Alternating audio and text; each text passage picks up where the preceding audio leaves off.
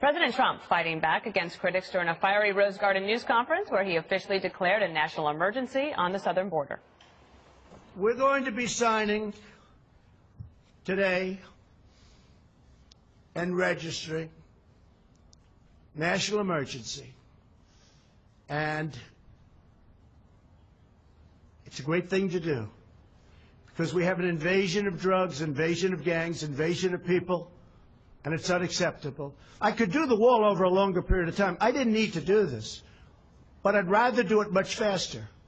And I don't have to do it for the election. I've already done a lot of wall for the election, 2020. And the only reason we're up here talking about this is because of the election. Chuck Schumer and Nancy Pelosi blasting the decision as a, quote, power grab. They're also signaling that Democrats are ready to fight it out in the courts. President Trump sarcastically responding to any potential legal challenges. We will have a national emergency, and we will then be sued, and they will sue us in the Ninth Circuit, even though it shouldn't be there, and we will possibly get a bad ruling, and then we'll get another bad ruling, and then we'll end up in the Supreme Court, and hopefully we'll get a fair shake, and we'll win in the Supreme Court. Okay, you've been talking about how this has been a civics lesson. The last He's right. It's not just how the bill becomes a law, it's then how the bill goes to court. Yes. Yes. And he said it in such kind of a nice sing-songy way that even a child, like, and then this happens. Okay, so the thing that we have to remind everybody when you're listening to smug reporters, that when the caravans were here, it was a national emergency. At that time, America was being compared to Nazi Germany because we were separating, remember, we were separating families and putting children in cages.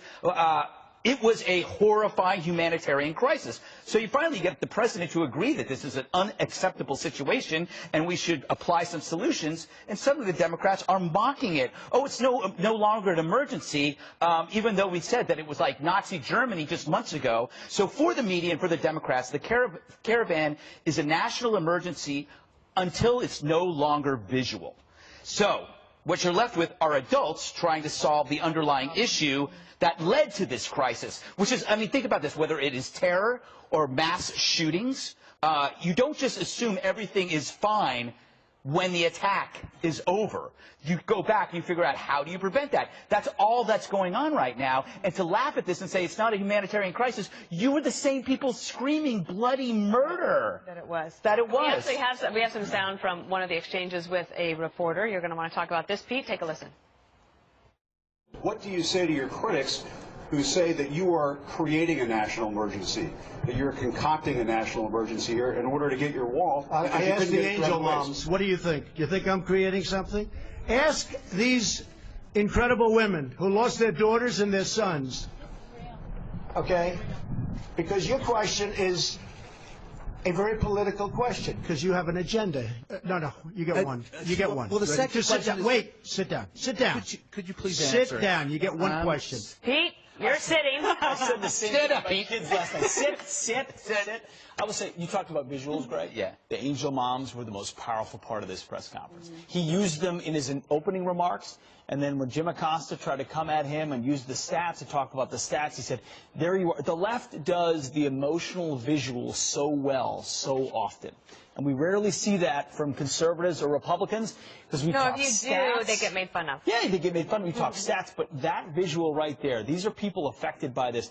And the comparison is, remember when the left and the media went wall to wall on the very unfortunate circumstance where the two kids who were handed over to ICE in custody as their parents brought them on the perilous journey passed away after everything we do for them? That was wall to wall coverage.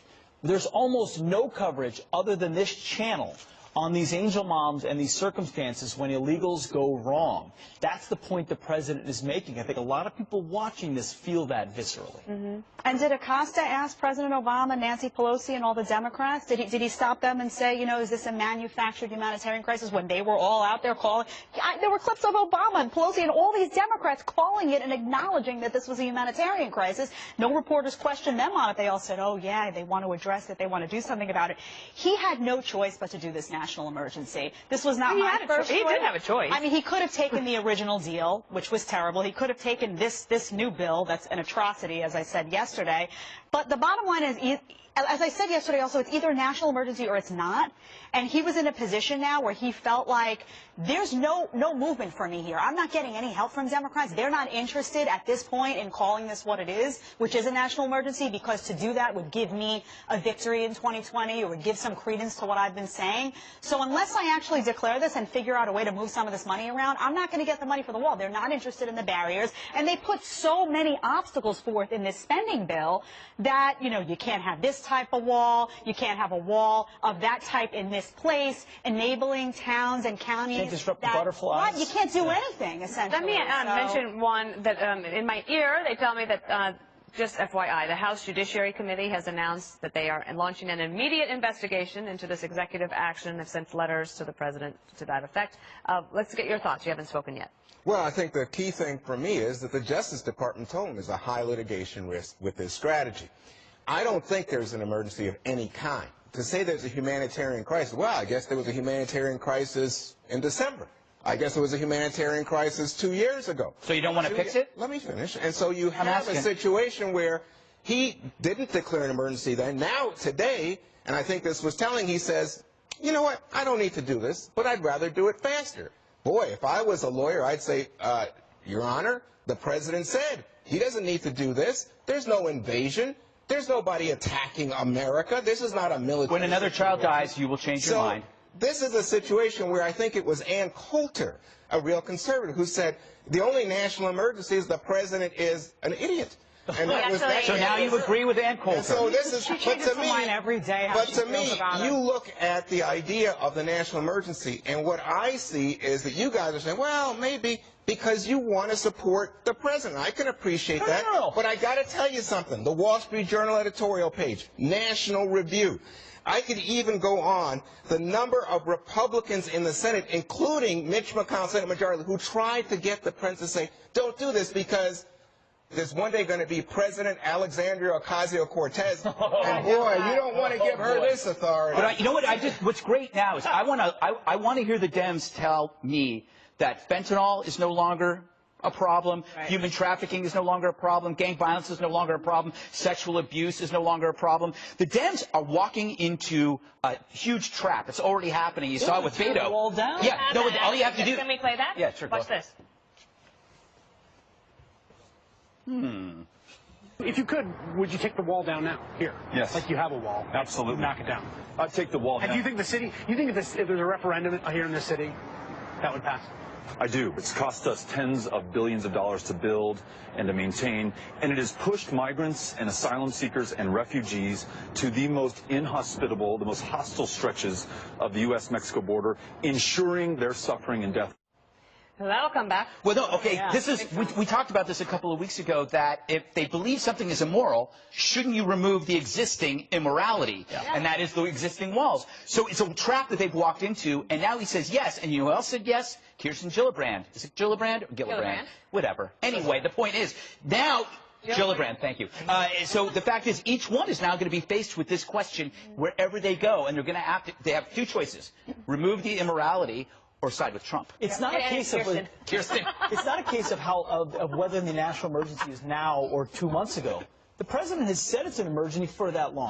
Congress can't figure it out. They can't address it. They haven't been able to deal with the emergency as a result. As the executive who's charged with our security, he says, I have to take it in my own hands. It's not a security issue. Drugs.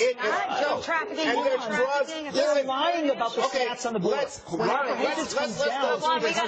let me finish up here.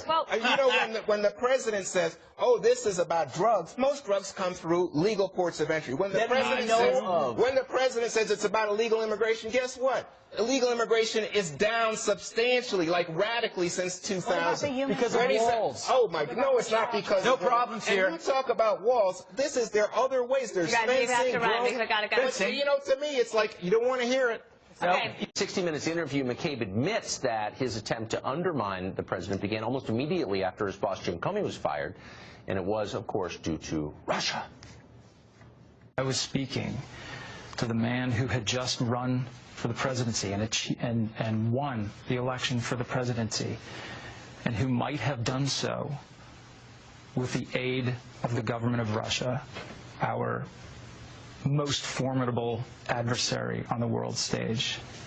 And that was something that troubled me greatly. How long was it after that you decided to start the obstruction of justice and counterintelligence investigations involving the president? I think the next day I met with the team investigating the Russia cases, and I asked the team to go back and conduct an assessment to determine where are we with these efforts and what steps do we need to take going forward. Alan Dershowitz is a retired Harvard Law School professor. He's the author of the book, The Case Against the Democratic House Impeaching Trump, and he joins us tonight. Professor, thanks very much for coming on. So now the suspicions of many are confirmed by one of the players in it. The Department of Justice discussed trying to remove the president using the 25th Amendment. What's your reaction to that? Well, if that's true, it is clearly an attempted coup d'etat. Relating to what your former guest said, let's take the worst case scenario. Let's assume the President of the United States was in bed with the Russians, committed treason, committed obstruction of justice. The 25th Amendment simply is irrelevant to that. Right. That's why you have an impeachment provision. Exactly. The 25th Amendment is about Woodrow Wilson having a stroke. It's about a president being shot and not being able to perform his office. It's not about the most fundamental disagreements. It's not about impeachable offenses. And any Justice Department official who even mentioned the 25th Amendment in the context of President Trump has committed a grievous offense against the Constitution. The framers of the 25th Amendment had in mind something very specific. Right. And trying to use the 25th Amendment to circumvent the impeachment provisions or to circumvent an election is a despicable act of unconstitutional power grabbing. And you were right when you said it reminds me of what happens in third world countries. Look, these people may have been well-intentioned. They may believe that they were serving the interests of the United States, but you have to obey the law, and the law is the Constitution. And the 25th Amendment is as clear as could be. Incapacity, unable to perform office. That's what you need. That's why you need 2/3 of the House and 2/3 of the Senate agreeing. And it has to be on the basis of a medical or psychological incapacity, not on the basis of even the most extreme crimes, which there's no evidence were committed. But even if they were, that would not be a basis for invoking the 25th Amendment. So this is not simply right. And I challenge any left-wing person to get on television and to defend the use of the 25th Amendment. I challenge any of my colleagues who are in the Get Trump at Any Cost camp to come on television and justify the use of the 25th Amendment other than for physical or psychiatric incapacity. I bet they're doing that right now. But this is an attack on our system, I would say, not just on the president. Alan Dershowitz, thank you very much. It's an attack on our system. It's an attack on the Constitution. Thank you. Scary.